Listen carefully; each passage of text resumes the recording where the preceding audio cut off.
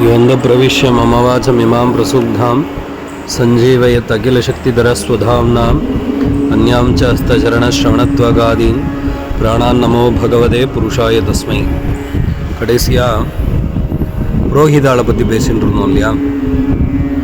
புரோகிதர்கள் நமக்கு க்ஷேமத்தை உண்டு பண்ணக்கூடியவர்கள். அப்படி புரோகிதர்கள் நமக்கு க்ஷேமத்தை சொல்லலைன்னா புரோகிதாளுக்கு பாபம் வரும்னு சொல்கிறது.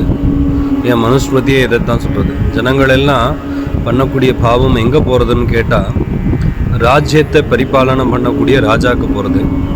ராஜா பண்ணுற பாவம் யாருக்கிட்டா போகும்னு கேட்டால் புரோகிதாளுக்கு போகிறது அப்படின்னு சொல்கிறது. அப்படின்னா புரோகிதாள்னால் எவ்வளோ ஜாக்கிரதையாக இருக்கணும்னு தெரிஞ்சுக்கணும்.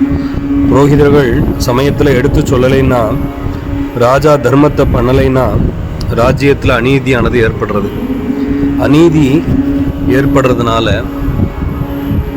ஜனங்கள்லாம் பாவம் பண்ணுறா. பாவம் ராஜாவே சேர்றது, ராஜா பண்ணுற பாவம் புரோகிதர்களை போய் அடையிறது. இப்படியாக அதனால் அக்னிக்கு புரோகிதன் அப்படின்னு பேர். அதனால் அக்னிக்கு புரோகிதன் அப்படின்னு பேர். அக்னி தப்பே பண்ண மாட்டார். அவனோடு தொடர்பு இருந்துகிட்டே இருக்கணும்னு நமக்கு சாஸ்திரம் சொல்லியிருக்கு. மேலே நமக்கு என்ன வரும்லாம் தெரியாது. அப்படி வரக்கூடிய காலத்தில் ஹிதத்தை கொடுக்கக்கூடியவன் புரோகிதன். மீதி தேவதைகளை எல்லாம் நம்மளால் கண்ணால் பார்க்க முடியாது. அக்னியை நம்ம பிரத்யட்சமாக பார்க்க முடியும். அக்னி மண்டலத்தில் இந்திரன் ஹவிசை வாங்கிட்டு போகிறார். இந்திரனை நீ பார்த்தாயான்னு கேட்டால் இல்லைன்னு தான் நம்ம சொல்ல முடியும். கண்ணுக்கு தெரியாமல் வரார், கண்ணுக்கு தெரியாமலே போயிடுறார். ஆனால் அக்னி பிரத்யட்சமாக வரார், பிரத்யட்சமாக வாங்கிக்கிறார். யார் அவரை விசேஷமாக ஸ்தோத்திரம் பண்ணுறாளோ அவர்களுக்கு ஐஸ்வர்யத்தை வழங்கக்கூடியவன் அக்னி. விசேஷமான பலன்களை அள்ளித்தரக்கூடியவன் அக்னி. ஹே அக்னி அப்படின்னு அழைத்து பண்ணக்கூடிய ஸ்தோத்திரத்துக்கு சாமானியமான பொருள் இதுதான் மேலிருந்த வாரியான அர்த்தம்னு சொல்லலாம். திவ்ய பிரபந்தத்துக்கு கூட மகான்களும் ஆச்சாரியர்களும் உள்ளே இருக்கக்கூடிய அர்த்தம், வெளியே தெரிகிற அர்த்தம்னு ரெண்டு விதமான அர்த்தங்களை நமக்கு காட்டி கொடுக்குறா இல்லையா? வேதத்தில் கூட இப்படி உள்ளர்த்தம் வெளியர்த்தம்னு ரெண்டு வகையான அர்த்தம் இருக்குது. உள்ளுக்குள்ளே இருக்கிற ஆராய்ஞ்சு பார்த்தோம்னா அக்னி சப்தத்துக்கு விஷ்ணு அப்படின்னு நமக்கு பொருள் கிடைக்கிறது. இதையும் வித்யாரண்யரே சொல்கிறார். மத்வாச்சாரியர் பல இடங்களில் அடித்து சொல்கிறார்.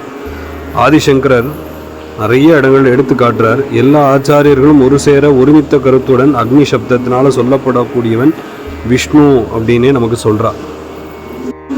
அப்படி எடுத்துட்டாலும் எடுத்துக்கலாம். அல்லது அக்னிக்கு அந்தர்யாமியாக பகவான் இருக்கிறதுனால அவன் விஷ்ணு அப்படின்னு சொல்லலாம். விஷ்ணு அப்படிங்கிற சப்தத்துக்கு அந்தர்யாமித்துவம் அப்படின்னு பொருள். எங்கும் இருக்கக்கூடியவன். அக்னி அப்படிங்கிற தேவதைக்கும் அந்தர்யாமியாக இருந்து நமக்கு பலனை கொடுக்கக்கூடியவன் அப்படின்னு அர்த்தம். இதைத்தான் மீமாம்சா சாஸ்திரத்தில் கூட ஜெய்மினி மகரிஷி விசேஷமான சூத்திரங்கள்னால விவரிக்கிறார். விஷய விசாரம் பண்ணும்போது நிறைய விஷயங்களை இதை பற்றி சொல்கிறார். யஜ்ஞமே பலனை கொடுக்கறதா, இல்லை யஜ்ஞத்தில் ஆராதிக்கப்படக்கூடிய தேவதை பலனை கொடுக்கறதா அப்படிங்கிறதெல்லாம் விசாரம் பண்ணி அதுக்கு பதிலும் சொல்கிறார். யஜ்ஞமே எப்படி பலனை கொடுக்க முடியும்? யஜ்ஞத்தை ஏற்றுக்கொள்ளக்கூடிய தேவதை தான் பலனை கொடுக்கறது அப்படின்னு சொல்கிறார். அந்த யஜ்ஞத்தினால சந்துஷ்டி அடையக்கூடிய தேவதை தான் பலனை கொடுக்கறது. கர்ம விசாரம் அப்படிங்கிறது அதோடு நின்றுடுறது. பிரம்ம விசாரம் வேறு. பிரம்மசூத்திரத்துக்கு வரும்போது இன்னொரு படி மேலே போய் அதுக்கு பதில் சொல்கிறது. அந்த தேவதை தான் பலனை கொடுக்கறதா அப்படின்னு கேட்டால் இல்லை, அந்த தேவதைக்கும் அந்தர்யாமையாக இருக்கக்கூடிய பகவான் தான் பலனை கொடுக்குறார் அப்படின்னு பிரம்மசூத்திரத்து மூலமாக நம்ம தெரிஞ்சுக்கலாம். கர்மா பலனை கொடுக்கல, கர்மாவினால் ஆராதிக்கப்படக்கூடிய தேவதை பலனை கொடுக்கறது. இது சத்தியம்.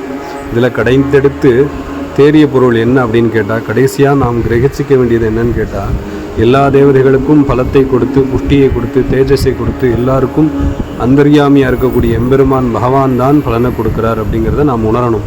பிரம்மசூத்திரத்தின் மூலமாக, பிரம்மசூத்திரம் இருக்கிறதுனால தான் நமக்கு இதெல்லாம் தெரிகிறது. இதற்கு சுவாமி தேசிகன் ஒரு அழகாக ஊமை சொல்கிறார். அது என்னங்கிறது நாளைக்கு பார்ப்போம். ராதே கிருஷ்ணா.